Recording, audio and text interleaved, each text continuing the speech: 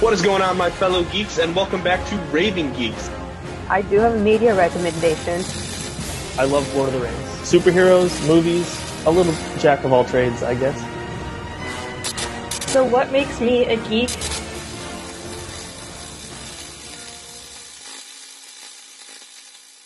What is going on, my fellow geeks, and welcome back to Raving Geeks, the weekly pop culture podcast from Central Michigan Life, where we discuss all things geek culture, which is like high culture, but better. If this is your first time joining us, make sure you follow the CM Life Instagram and Twitter pages for updates on the podcast, and to look for us wherever you find your podcasts, including YouTube, Spotify, Apple Podcasts, and on our website at www.cmlife.com. My name is Brendan Valentine, and I'd like to thank you all for joining me and my fellow co-host this week.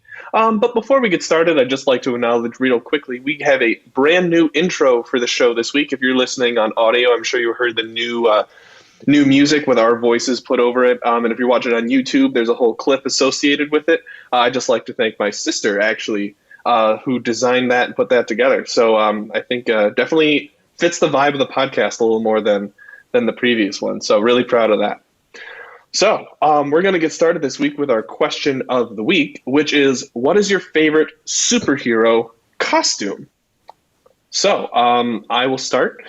My favorite superhero costume. So this one I had to think about a little bit because I really like the bat suit, but I'm not going to go with Batman. I am going to go with Spider-Man. Specifically Miles Morales Spider-Man, the Ultimate Universe Spider-Man. That's a good one. I just I love the classic red and blue.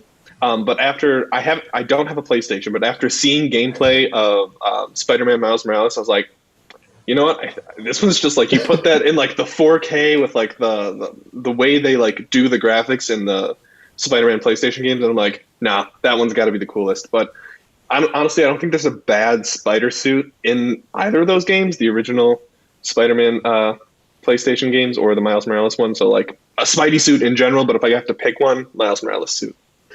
So, Hope, you want to go next? Sure. Hey everyone, I'm Hope Gooderl. My favorite superhero suit would probably be either Nomad, and I am going with the Infinity War version of Nomad. And then either that or the Captain Marvel suit, but the Captain Marvel suit in the later Carol Danvers comics, because personally I like how it's more smarter. How it looks less like a bathing suit. Yeah, it's less like a bathing suit, but also like she can fly in outer space and be covered, and she can be in fights and be covered. So yeah, that's definitely where. And she has a mohawk sometimes. Exactly. Like, so yeah, gotta go with either of those two. All right. I'm Isaac Hunter. I have a lot of superhero suits written down, so I'm gonna have to whittle it down. One that I really think is super cool, like whether or not, I mean, I'm sure you guys like him, but is Moon Knight's costume. It's, it's kind of like Batman's, but it's all white and it's got a sick hood and like a whole face covering, and there's just like moon designs all over it. And he throws moons. I don't know. He's freaking sweet. I don't know. He's crazy. But then I also put down, which I'm sure Brendan would agree, I think that Rorschach from Watchmen. Oh my gosh, I didn't even think about that. The Rorschach mask. It's so cool. That is so good. Mask, ink blot mask that's constantly moving, mixed with like a trench coat and a hat so that it looks almost like a detective. So cool. And really, takes up the personality of the mask more so than he does himself. It's super cool. No, the scene in I guess in both the movie and the graphic novel where like they take the mask off and he's like, my face. Yeah. I'm like, oh, that's rough. Alrighty. Well, we're going to get started this week with our geek news. Isaac, do you want to start us off with that? I will, and then we can work our way back to positive. I'm just gonna start up with the actress Gina Carano no longer works for Lucasfilm. As a Lucasfilm spokesperson said, Gina Carano is not currently employed by Lucasfilm, and there are no plans for her to be in the future. So I don't know what that means for her character Cara Dune on Mandalorian, but I'm sure we will see shortly. Actually, we might have to wait till next season. So She's gonna be either a dead. recast, but she's not. Yeah. Her character will be dead. That's it. Well, my favorite meme that I saw since she got let go was the scene from season 2, episode 7 of Mandalorian, where they're like, "Oh, too bad Mayfeld died in that explosion," but instead it's like, "Oh, too bad Cara Dune died in that thing off screen." It's just like, oh well, that's kind of how it's gonna go. But well, I mean that's Hollywood, right? Yep. Alrighty. I guess I'll go next. I know, Hope, you do your research every week and have so much stuff. My highlights for this week is we have our first TV rating for Falcon and the Winter Soldier. The Netherlands gave it the equivalent of an R rating for the United States, called TV 16 plus, or the equivalent of TVMA here in the US, which specifically for violence and coarse language. So if you're concerned about, a more raunchy MCU show, I don't think we're quite getting that. I just think we're going to get some really intense action scenes that, over in Europe might not be considered as okay as they are here. But it makes me excited to see that. Also, surprised that Deadpool is not the first MCU R-rated title, but I'm not upset about it. So. Listen, Bucky and Sam have a lot of shit to deal with, so it doesn't surprise me. They're just gonna trash each other. Like if Marvel's gonna embrace this, all right, maybe Falcon Winter Soldier will be more adult. They might I don't think they'll refilm anything, but maybe season 2 are well, it's still gonna be R-rated, so we're gonna change the script up a bit. So I'm excited for that. I'm so excited. And then there's a couple new shows I saw that are not, I guess, some of them are new, some of them are just revivals, but coming out on HBO Max within the next couple months, they're making a spin-off show of the Scooby-Doo shows called Velma, which is an origin story for Velma. What's her last name? It's not Jinkies, that's her catchphrase. I don't know that we ever get their last names. No, sure. Because everyone has a last name. Daphne's is Blake. It's okay. It's Velma. Velma Dinkley. Dinkley. I knew it was so close to that. And also we're getting a revival of Clone High, if anyone was a fan of that, on HBO Max. So much stuff coming out on HBO Max between the Snyder Cut to this Clone High revival. It's very expensive in terms of streaming service stuff, but I might have to invest, or at least do the free trial and binge it for a week. Right. It better be called Where Are My Glasses?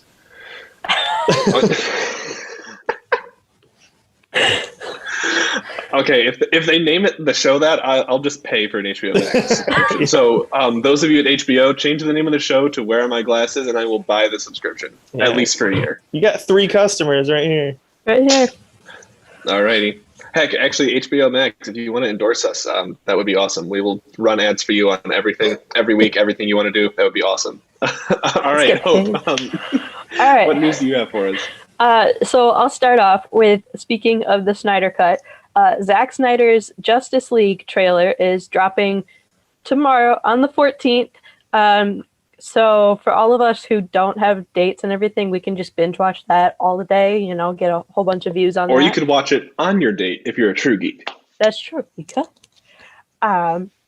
So for other people who are more fans of the classic movies, Wizard of Oz is getting a remake with director Nicole Castle, who directed the Watchmen movie.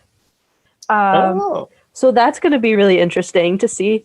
And I was talking with my sister, who's a big Wizard of Oz fan, and we're thinking that the reason why it's getting a remake now is because of the Wicked movie is starting to get ramped up more, especially coming out with their new director. So fans of video games, especially the Borderlands games, there is a movie that is coming out that's a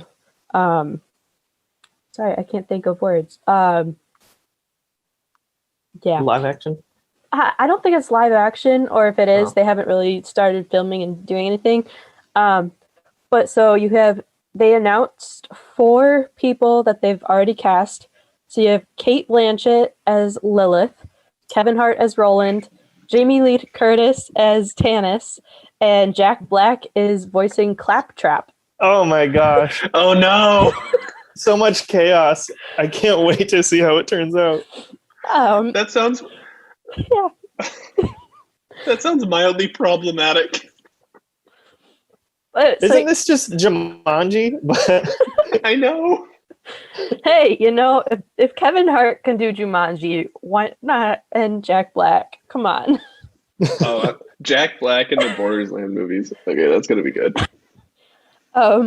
So, continuing on with other movies not in the Marvel universe, we've got Lily Gladstone is going to star opposite of Leonardo DiCaprio in Martin Scorsese's next film, Killers of the Flower Moon.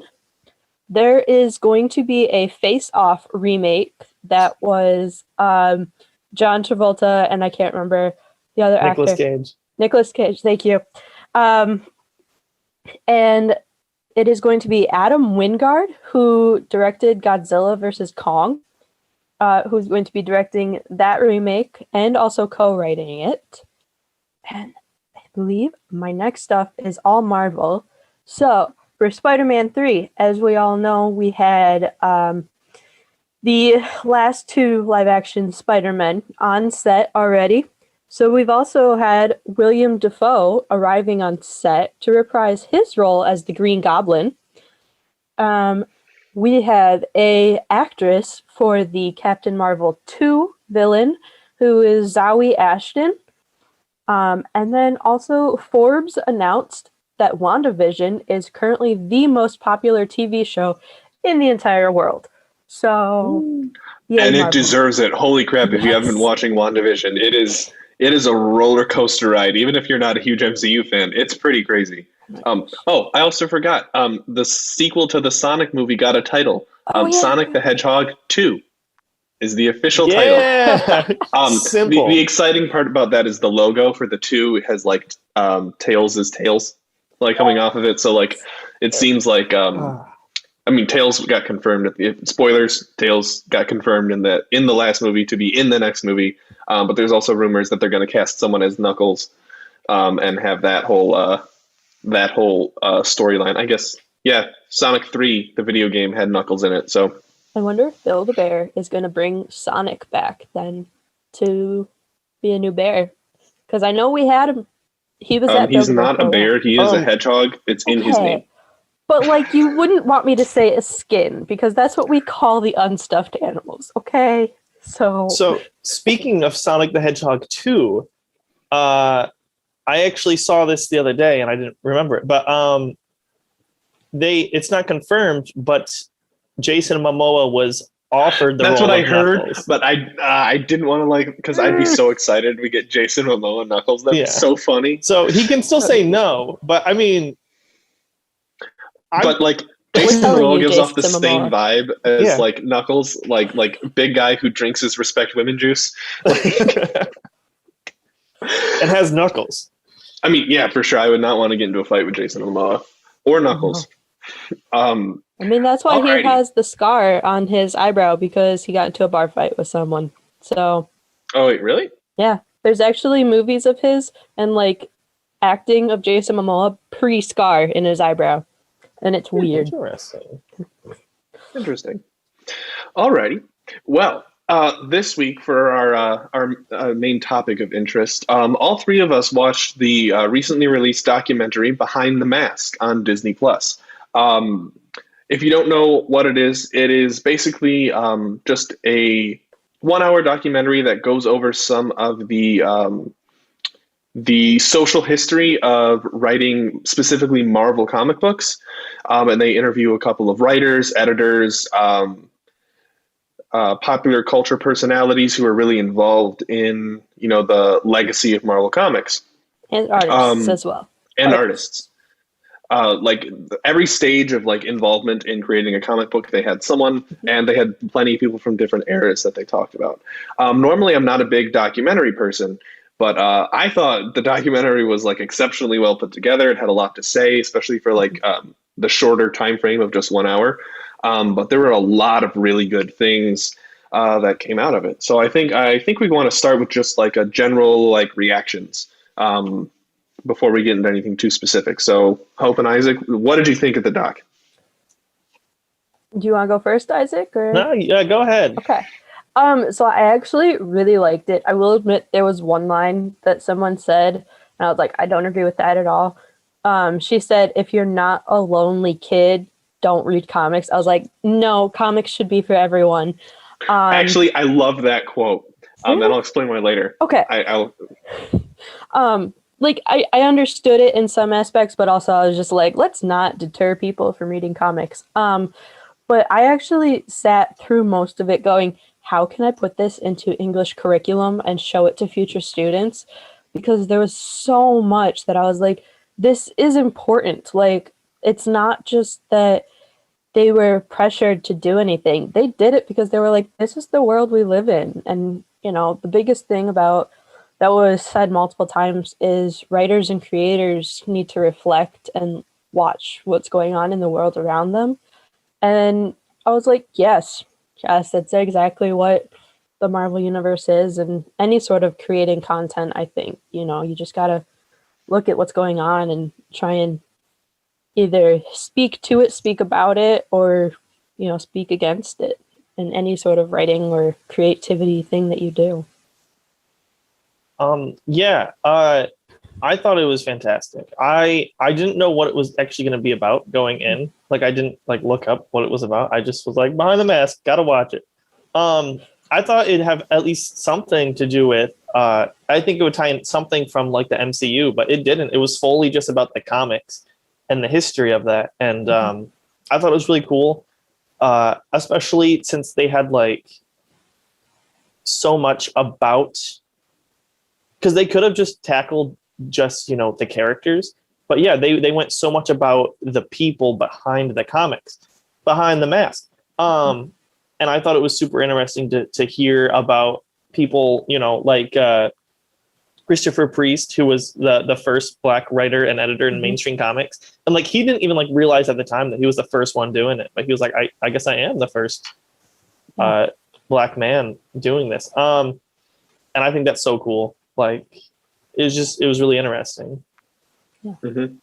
I agree. The thing that I found like most striking about it was like a lot of, you know, the quotes that were like read, or like the things that people said in the documentary about comic books are like things I felt while reading comic books, but didn't have the words to articulate. Like, they're only just like emotions, and like people are like, why do you like comics? And I'm like, I don't know, they're cool. But like they're like, no, this is about like identity. This is about like confronting like some of your inner demons. This is about figuring out who you are in a world where you want to be a hero, but it's not like easy. And I just found that like really, really cool. And like, it's as much as like reading the pages of a comic book can be inspiring because of like the larger than life characters, the people, the like relatable messages and things like that.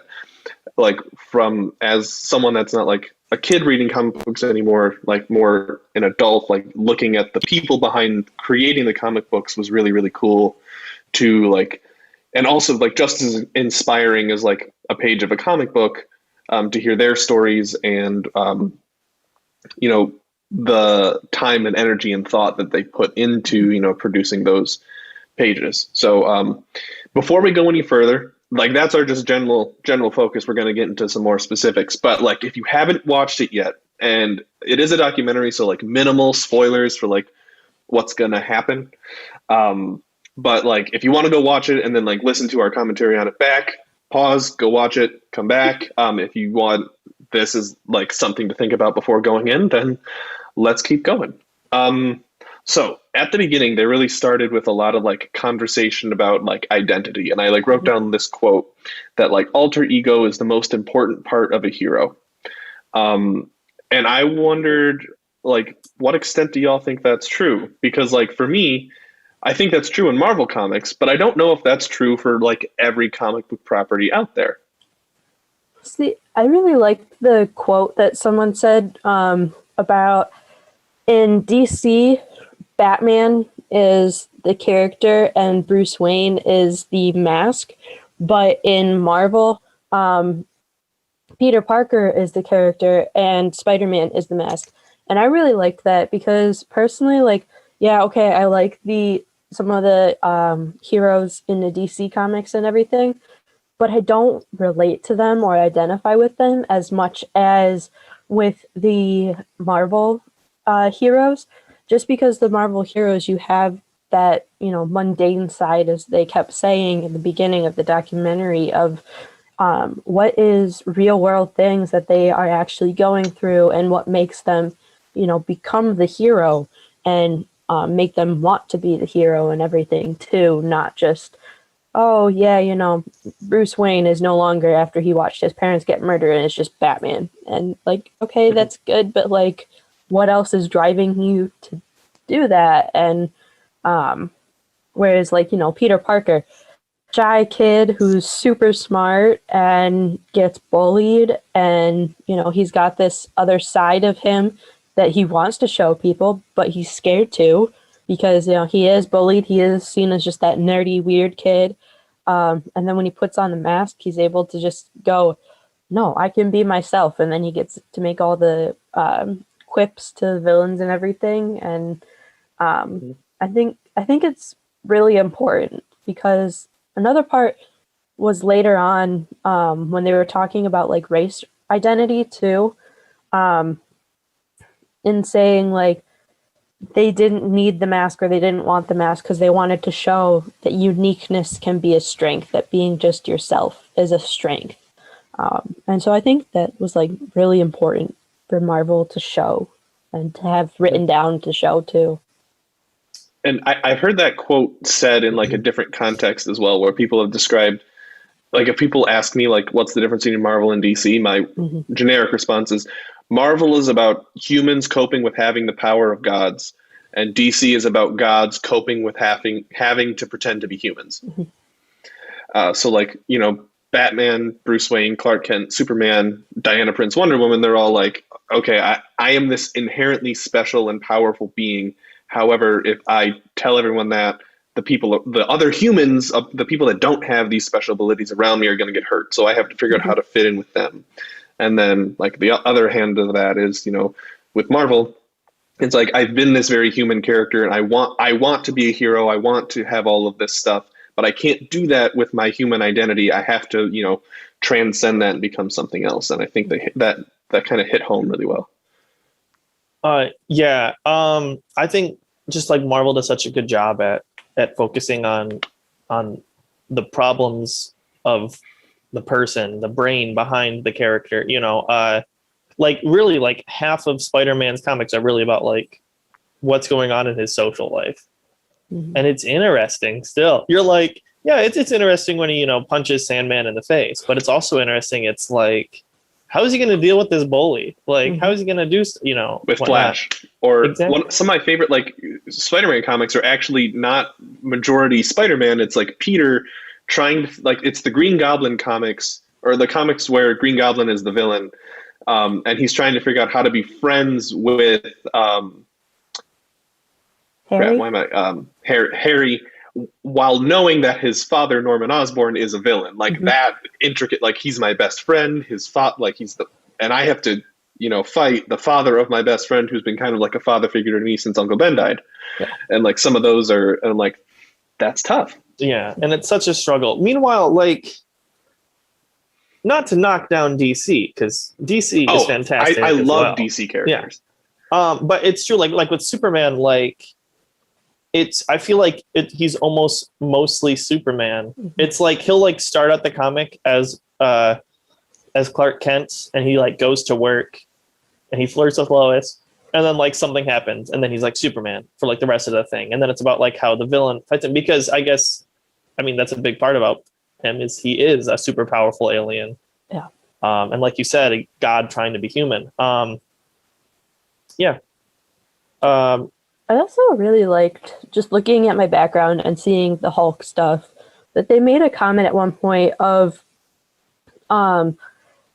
making sure that like the side that you see as a monster, so like Banner seeing the Hulk as a monster, but then realizing that the monster can also be the hero.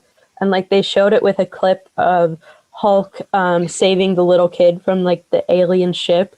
And I was like, that is honestly like really good, especially for, I mean, mental health wasn't talked about it at all in the or like it wasn't specifically said, like some stuff was implied. But like saying that the side that you hate can be used for good for people who like have anxiety or depression and stuff like about themselves and are like, I hate this about myself. It's like, but you can use that to help others. And I think that was like, they might not have realized that they were talking about that or saying that at the time, but you know, things that we know now and then looking back, it's like, holy crap, like this is really good.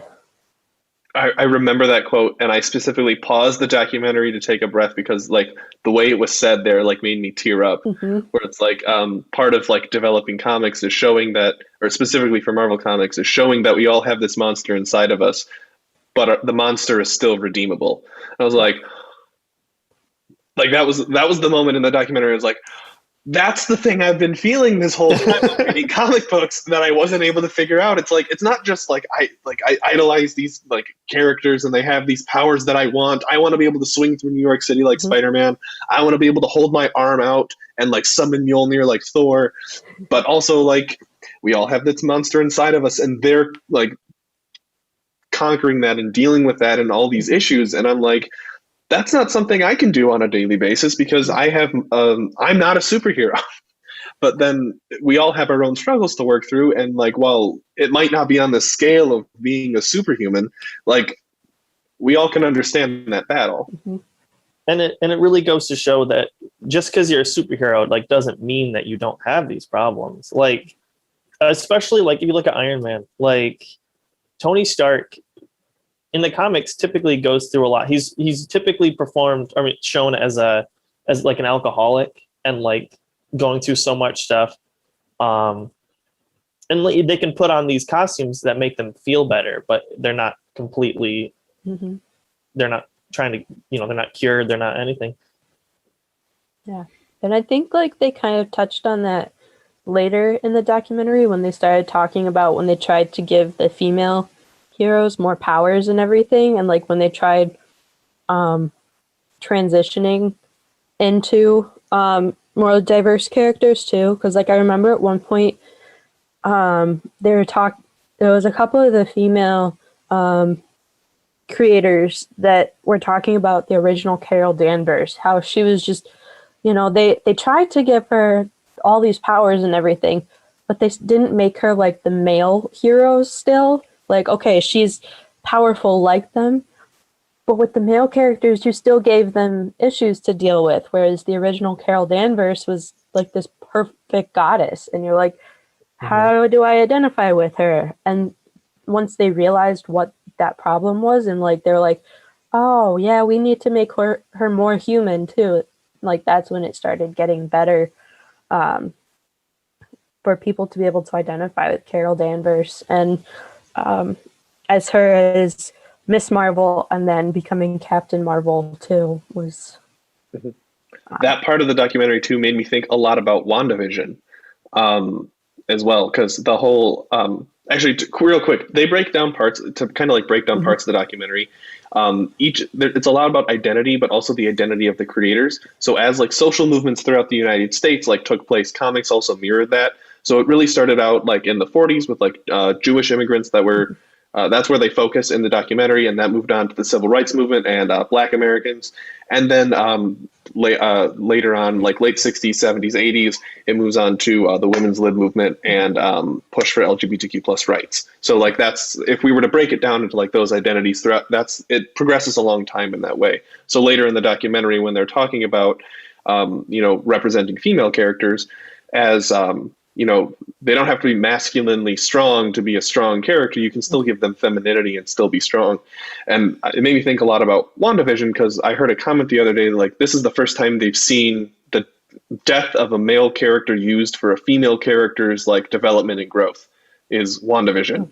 Because like while Vision isn't like still dead in WandaVision, we don't know if Vision's alive or dead, but like Vision died and Wanda's grieving, and they're like that's the plot, is Wanda growing and becoming stronger and better. It's really confusing at this point, but because we haven't finished this season, I have so many questions. But like, this is about Wanda's character development, and I mean, I'm not an expert on like feminist literature and everything, but I think like Wanda Maximoff is a really like iconic and cool character for like specifically like young women to look up to, as right now might not be the best time when she's like, you know, kind of distorting reality and warping and like grieving, but like they're not presenting her as like typically masculine and strong.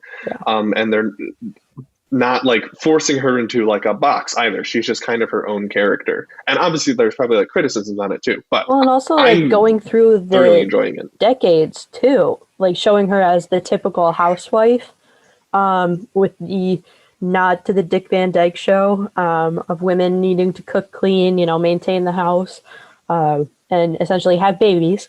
And then like going through and showing that she's still strong, even with that feminine side showing through as well.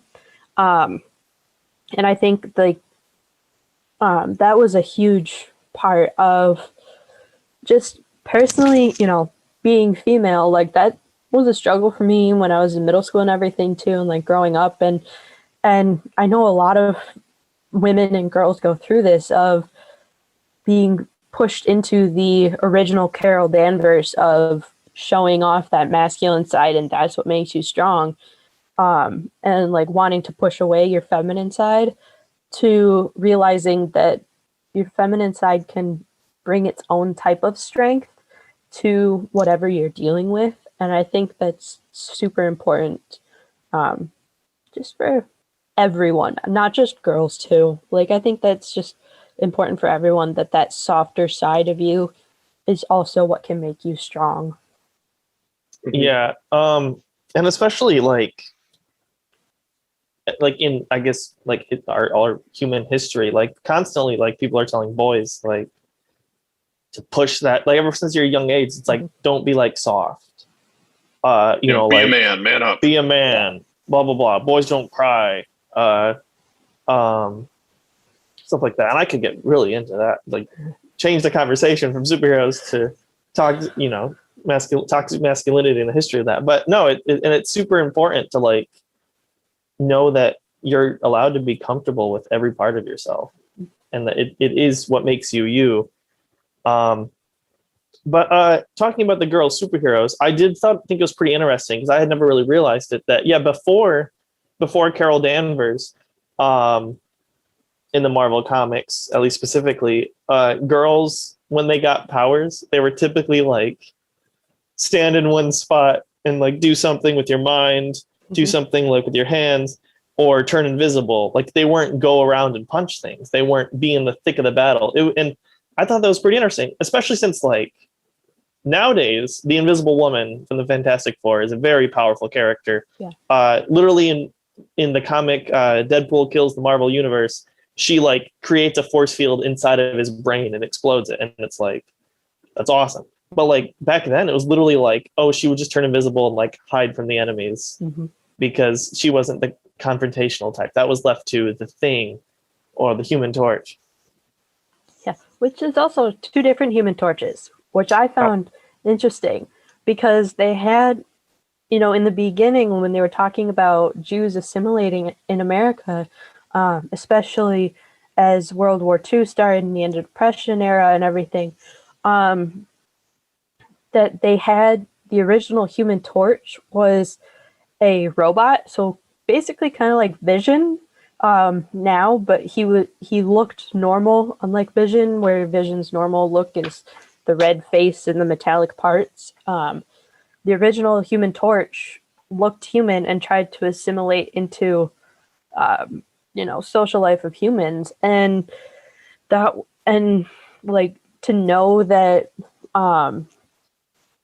Stan Lee and like Jack Kirby and the other original Steve Ditko, you know, they were going through this, or they were watching that happen to people, you know, especially at that time they talked about specifically for Jews. Like that was huge to make that little remark about that, even if people didn't realize that that's the remark that they were making at that time. Yeah, and I thought it was so interesting that how much Jewish people's struggles and anti-Semitism like pretty much led to Marvel Comics. Like, yeah, the fact that Stan Lee's real name, like full name, is Stanley Lieber, and Jack Kirby is Jacob Kurtzberg. Like, and like they mentioned, like behind the mask, like they were even behind the mask when they're at work, going by Stan Lee and Jack Kirby. Like they got rid of that identity, and they were behind this other identity. But talking about the original Human Torch, you mentioned Vision, which, as I pull up my Marvel encyclopedia, Vision actually isn't verbatim. It says he's an android created by Ultron from the remains of the original Human Torch android, and programmed with Wonder Man's brain patterns, which is pretty interesting. And this book doesn't even have a Human Torch page for the Fantastic Four. It only has it for the android. And then it's like, also there's one of the Fantastic Four. But no, I thought it was so interesting. Like even the comparison to the Jewish the myth of the golem. Yeah. And how like the original Hulk was almost like could be seen as like this golem like figure, which is almost like Frankenstein, and it kind of all ties together. You can kind of see the focal point of this character. That discussion too. There was a really poignant quote that I remember from the documentary when they were talking about, you know, they're transitioning from talking about Jewish immigrants into the civil rights era.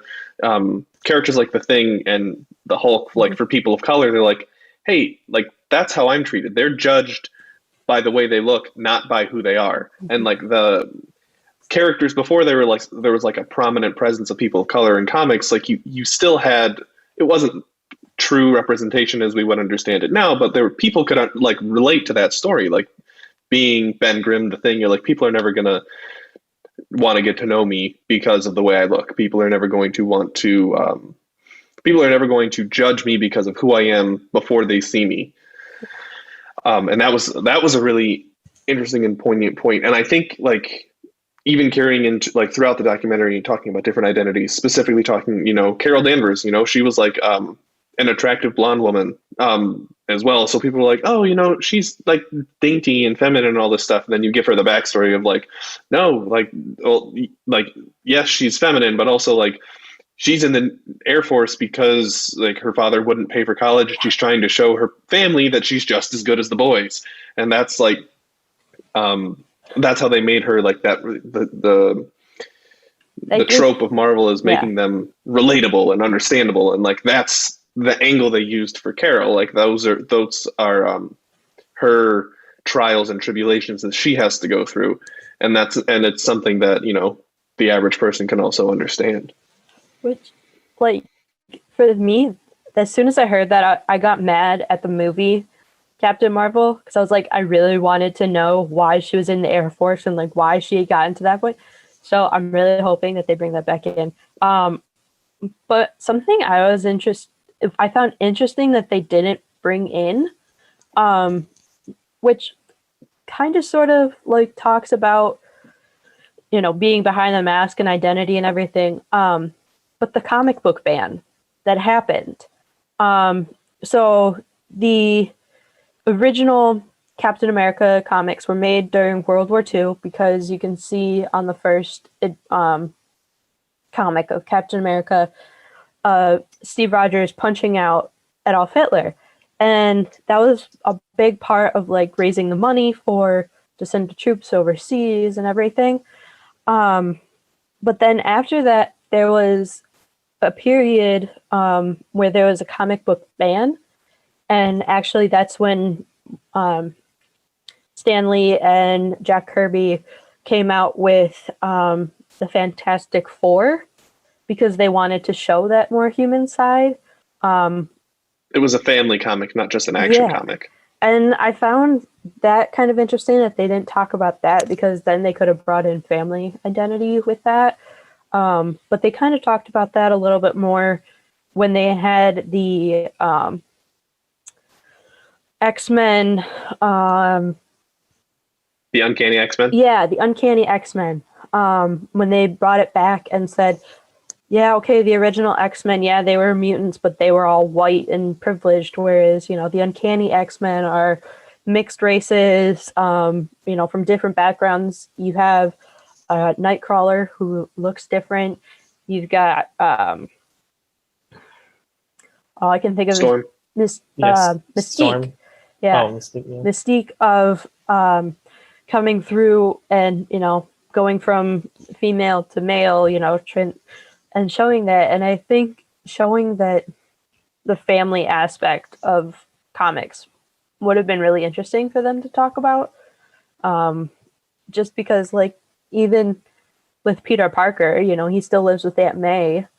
And I'm trying to, and other families within and showing just more the human side of how does superhero affect family life. And which also bringing up that X-Men, the second team,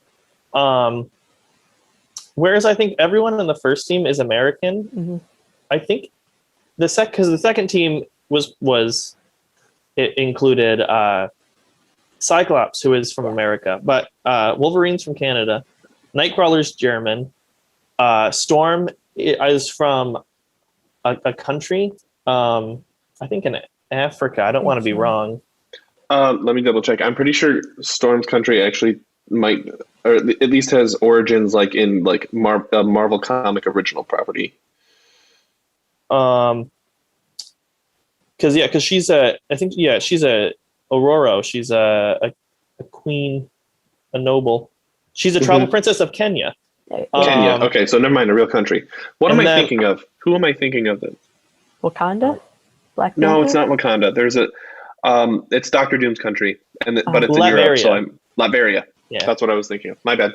And then it showed Colossus, and he's from Russia, and I just think it's pretty interesting that this second team is more diverse, not only ethnicity wise and how they look, but also just where they're from. They got people from all over the world, and I think that's kind of cool. And then relating that back to the comic book ban, I remember studying that. I took, if you're a Central Michigan University student, I'm going to plug English 141.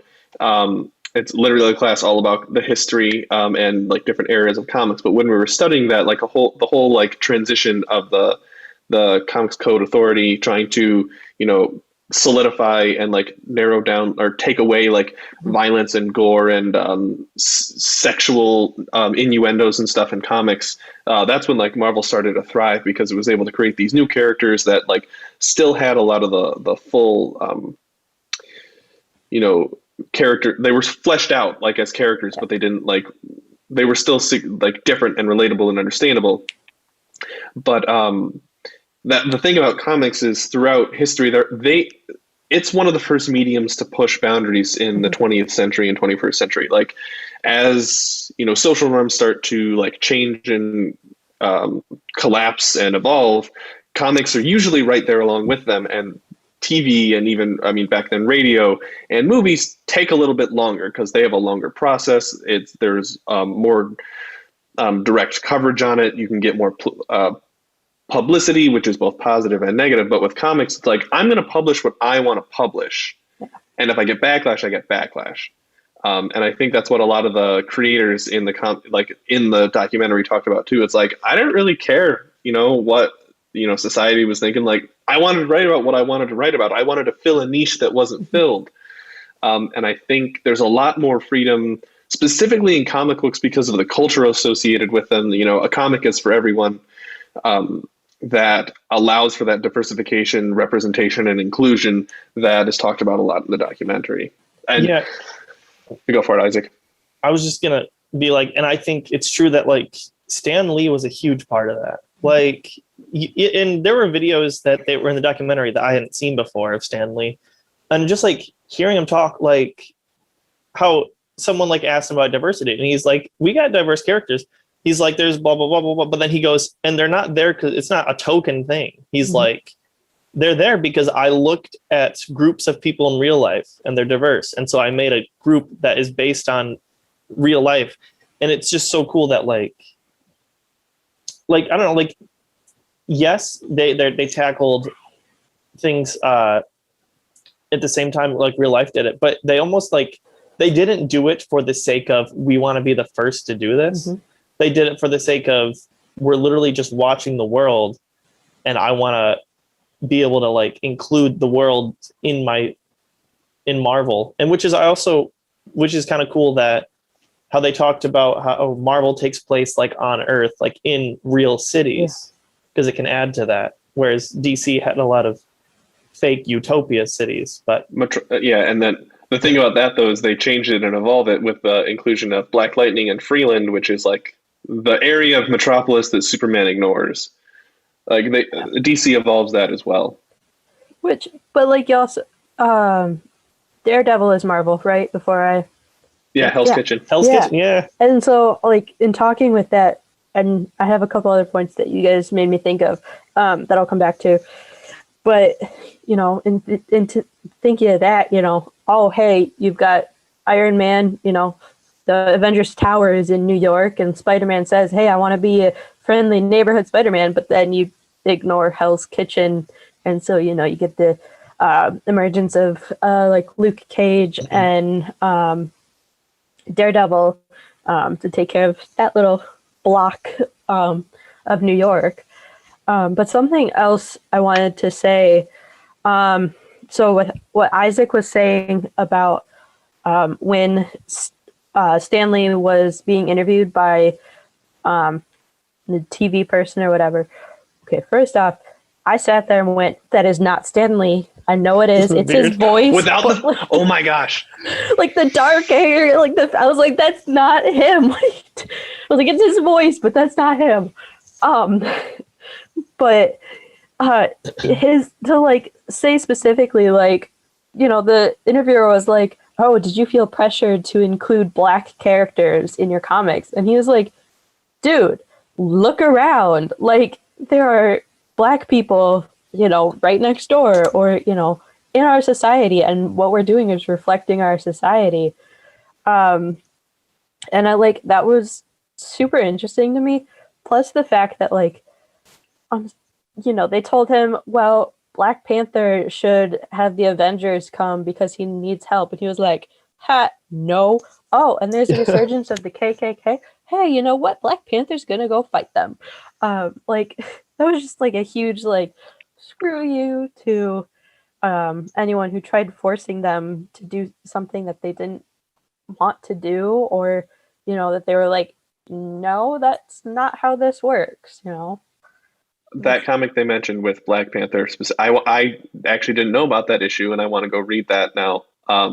With the parallels of like how history actually happened versus like how history would have happened in the comic book world, where, you know, in an idealized world where we have a hero like the Black Panther, you know, the KKK wouldn't have gotten away with like murdering so many innocent people.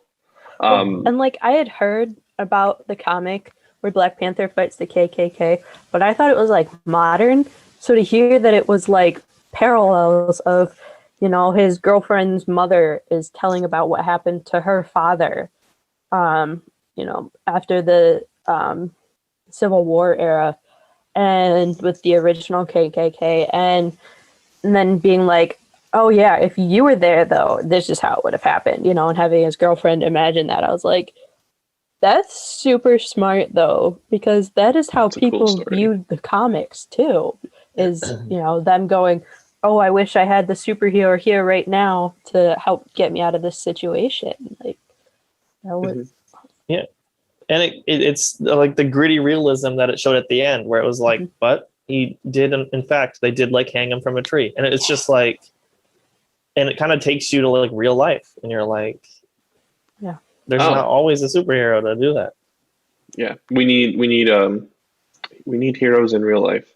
But which brings me to Hope. At the beginning, you mentioned that the one quote that you didn't like, and I really like the quote. What was said was, if you're not a lonely kid, you have no reason reading there's no reason for you to read comics.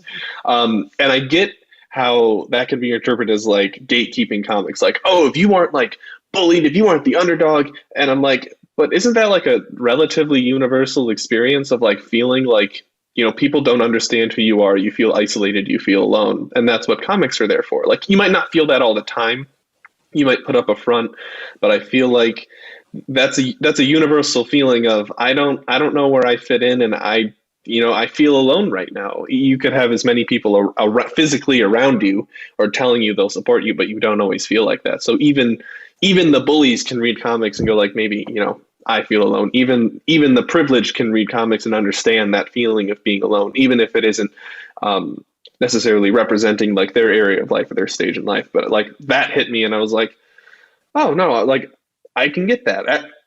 Everyone can feel alone. And like I said, I do understand where that quote's coming from. I think it came off to me too was that there are some people who never feel alone, or like that they can't show a side of them. Because I think, besides what they said about the Thing and Hulk being judged for what they looked like, just on the outside and seeing the monster and not accepting the hero, and people being scared of them, especially with black men. That was a big thing in the documentary. But, you do have the bullies or the kids that are confident and have a lot of people, but they still might have a side of them that they feel like they can't show. And to me, that quote just like came off as that there are people who don't feel that way. And so it was kind of the gatekeeping. I think it, like, if she had said it differently, it would have been better for me. I appreciated the sass that came with it. I was like, no, that's kind of how I feel about it. But also, like, if you have no insecurities and you've never felt alone and you feel so comfortable, I don't see how you'd find a comic book appealing as well. Like, if you've never experienced those issues and you feel totally like, if you're happy-go-lucky and everything works out and everything's totally fine all the time for you, first of all, please teach me how you do that, because that's insanely impressive. But like, teach me your ways, please. Like, that's insane if that's you. But also, like, then a comic book wouldn't be relatable, because it's written from the perspective of like, I have problems and I want to work through them and I need a hero. And if you are your own hero already and don't need another one, then maybe comics aren't for you. I don't know, like, that might be like pushing it, but like, if you're perfect, you don't need a superhero. That's fair. Well, but nobody's perfect, right? Or nobody's perfect. And it kind of just goes to show how good, though, Marvel is, especially based on this documentary, like how good they are at creating situations that you can relate to something, even if the character is nothing like you. Which it's kind of like, like we've mentioned earlier, there was a man in the documentary where they asked he was like, who's my favorite black superhero? It's Ben Grimm, the Thing. Which and he's like, I know, like, and it even showed like a clip of Ben Grimm like as a Caucasian man turning into this orange monster, and he's like, I know that he's not black in appearance, but he's black the way he's treated. It's the same way I look at that, and I'm like, that man is treated the same way I am. And it kind of also goes to show, like, when they mentioned the X-Men and how the X-Men were somewhat inspired by the whole AIDS crisis and being different, and you can't help it. And it's people coming together and working together. And then also that guy brings up, like, it kind of goes to show that, they're like, these superheroes are just like, like they're going through the same struggles as gay people and black people. But then he was also like, but at the same time, they're not black or gay. And that's true too, where it's like, sometimes, even though you're going through a similar struggle, it's also nice to get some representation. I thought that was a really good point. And they talked about that too when they brought up the LGBTQ plus movement, the freedom movement for them to be able to express themselves freely. There was one person that I will admit threw me off because I just wasn't expecting his voice to come out of his mouth. I know who you're talking about. I was like, I appreciate you and yeah. I understand everything you're saying, but like I wasn't looking when he started talking, and so my brain was like, oh, it's gonna be female. Nope. Like I said, it's totally okay. Also, like his enthusiasm was like infectious as well, and I was like, I also noticed him like I was like pitch difference, but I'm like, yeah, okay, no, I want to hear more. Please continue talking. But he made a comment that, you know, at some point we stop appreciating the metaphor of, oh, well, they represent this, or, you know, that we want you to show us, you know, what's going on. And they talked about one of the heroes that they created. North Star. Yeah. Was gay and eventually contracted AIDS. And then Marvel retconned it. Yeah. And I find part of that interesting because, like, on one side, I understand like how scared they were to go on with it, especially during that time, during the movement and everything, and people being so scared about AIDS and HIV and everything. But on another part, I almost wonder. So, like, I understand his frustration with how they just like stopped saying it and just changed the narrative. But then I almost wonder if they didn't change it too because they felt they didn't know enough about the disease to feel confident to portray it. Because we really haven't learned that much about AIDS and HIV until recent years, especially like how exactly it's contracted, and that it's no, just because you touch someone, you know, who has the disease doesn't mean you're gonna get it, you know, it's, and so I wonder if I just question if part of it was because they didn't feel comfortable enough to continue telling it and they didn't want to tell it the wrong way. Because I feel like that was a big thing with Marvel, was making sure that everything was represented correctly is not quite the right word, but you know, well enough that they didn't do a shit job. Yeah. And then they admitted too that they're like, we messed up sometimes. Mm-hmm. Was making North Star biologically half fairy appropriate? No. Looking back, no. And they're like, but we, you know, and they recognize when they did something wrong in the past too. And that was the last point I wanted to make from the documentary, is like the way we've been talking about it too. It seems like, you know, they put comics on this pedestal of like golden pedestal of like being the best representative, inclusive, and diverse environment. But in the documentary, they also mentioned that like, yeah, we used stereotypes. That was kind of the backbone of this. Like that's like stereotypes were there for a reason. It was easy for people to understand. And like they have the example of Luke Cage, like the way he talks, he used slang that, you know, white people like consider slang, but black people are like, I have no idea what he's saying. Yeah. But then being able to acknowledge that and move on from that and reappropriate it to like keep that as part of a character's identity, but then not use it as a derogatory stereotype is another advantage of comic books, is they can kind of not take it back, but they can evolve with it and recognize their mistakes. Yeah. Which is kind of cool. Like when they talked about Wakanda for the first time, they were like, you know, it's in Africa, it's dark, it's dangerous. And they're like, trope. And then they're like, also, it's like the most technological advanced city in the world. And they're like, suddenly you're not following tropes anymore. Yeah. And you're carving your own path. Yeah. And I also liked, like in the last like 5 minutes when they were like, as we look back upon this, we look at our different characters and go, oh, well, that character could have been represented this way because like we didn't come out and specify anything. Like with Peter Parker, lives with his aunt, grows up in New York.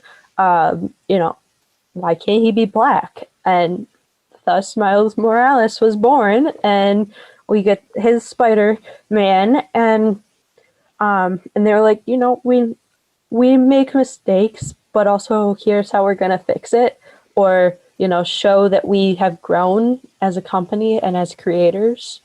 as a society, and here's how we're going to make it better. And I think that was the biggest part of the whole, not just identity, but the fact that they were growing and showing how to be better and like what they could do to be better.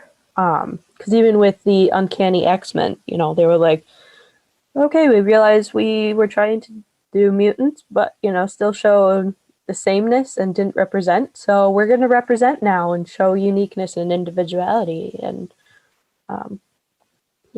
those. Mm-hmm.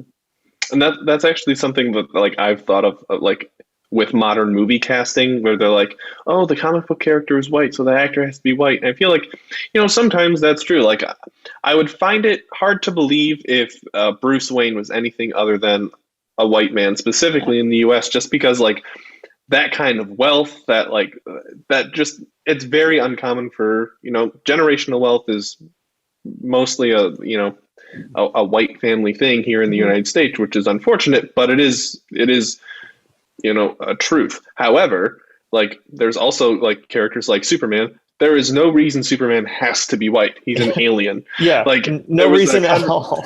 At all. And people were like, when there was talks about Henry Cavill being recast after Justice League, they were like, cast Michael B. Jordan, and people were like, no, he can't be Superman. I'm like, actually, I think he'd be a great Superman. But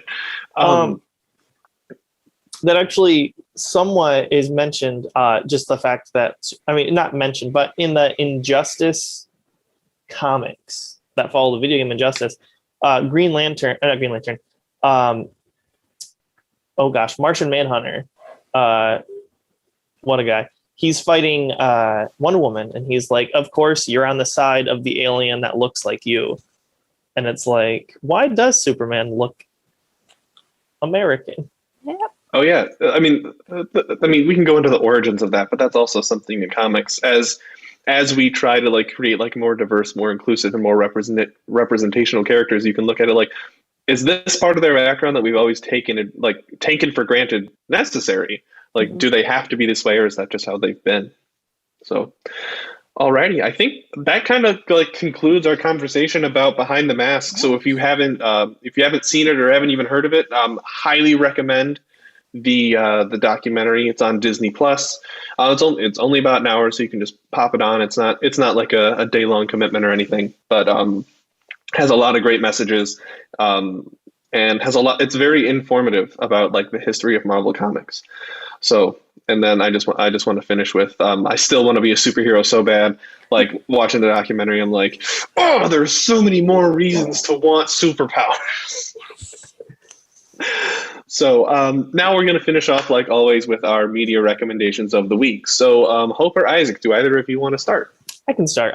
All right. My recommendation is while we're talking about comics, I might as well recommend 2015's Secret Wars comic.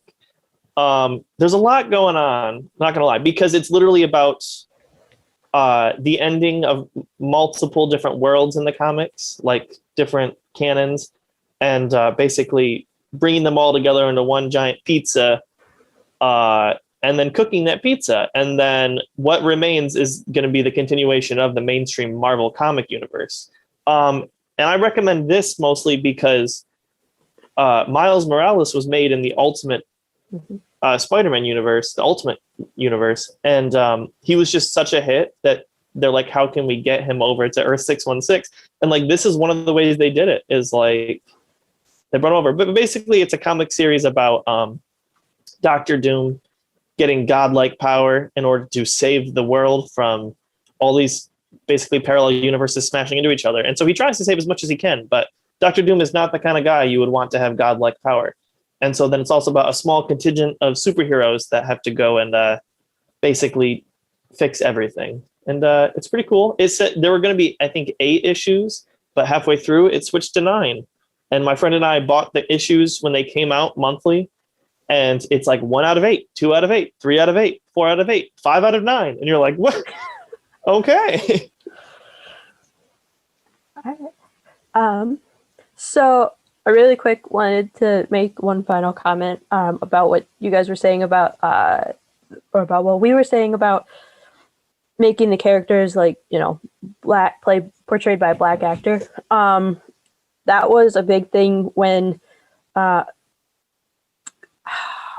when Nick Fury was cast for Avengers, because in the comics Sergeant Fury was white. A lot of people got mad, but they were like, no, it's, you know, modern day, we can have him be black. It's perfectly fine. Samuel L. Jackson. Also, it's Samuel L. Jackson. Like Samuel L. Jackson. Like, come on.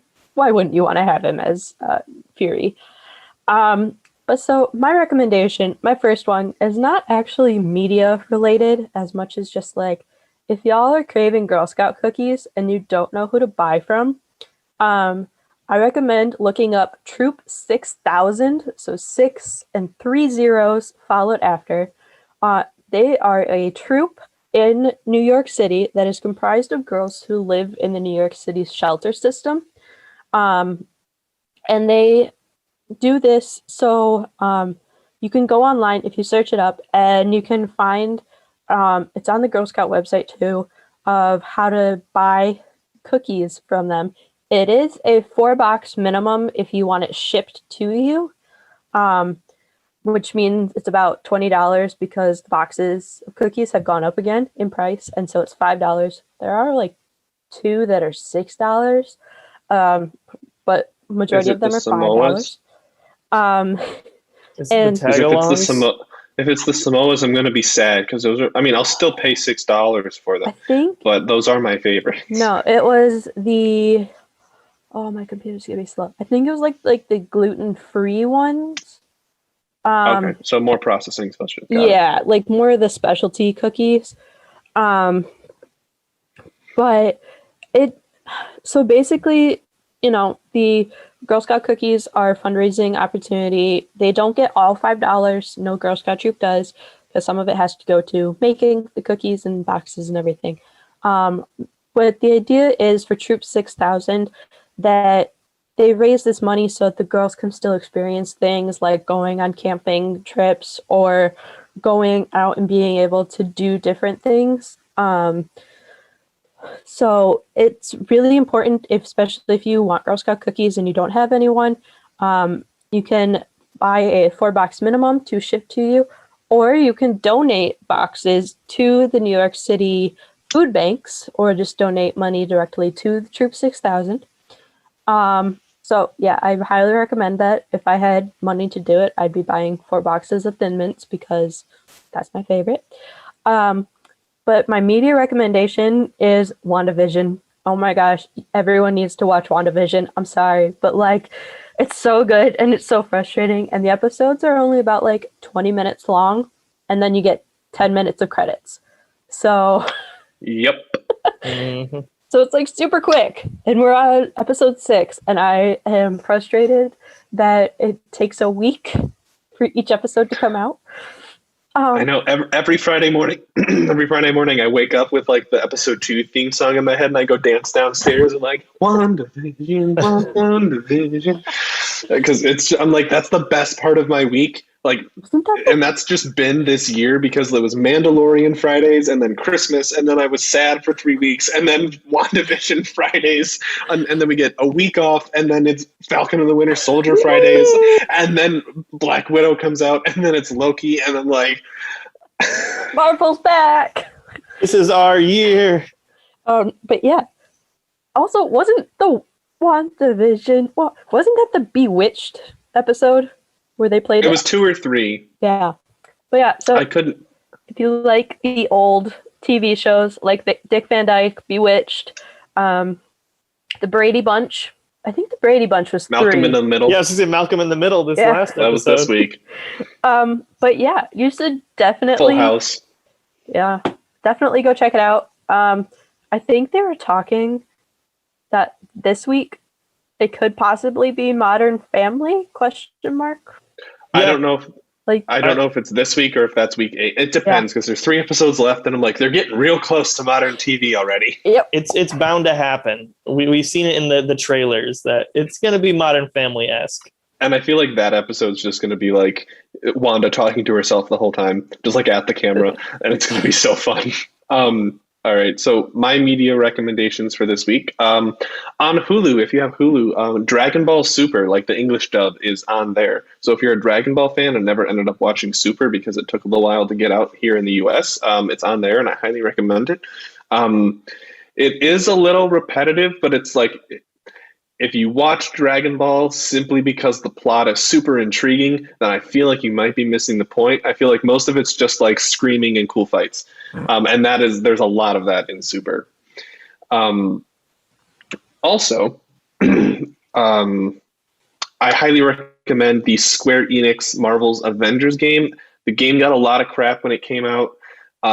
And like I feel like it's kind of a dead game at this point, but it was really like fun to do. It had a really good story for Kamala Khan, Miss Marvel. So if you want to, if you're not a comic book reader but you still want to get a little like background info on her before the show comes out later this year, I would highly recommend playing that game. So that is all we have. I'm still waiting for Amulet to come out because he's from Dearborn, and so I'm waiting for them to do Amulet and film in Dearborn. Fun. Well, that is all we have for you today. Thank you for joining us here on Raving Geeks. Make sure you leave a comment wherever you're listening from. We'd love to hear from you all, whether it's about what we talked about today, what you want us to talk about in the future, or just like any fun comments in general. Feel free to send it our way, either wherever you watch the podcasts or on our social media on Facebook or Twitter at Raving Geeks, or our new TikTok account, which will be being more active soon, also at Raving Geeks on TikTok. So as always, I have been Brendan Valentine, along with Hope Gooderl, Isaac Hunter. And as always, stay geeky and have a great weeky, everyone. See you next time.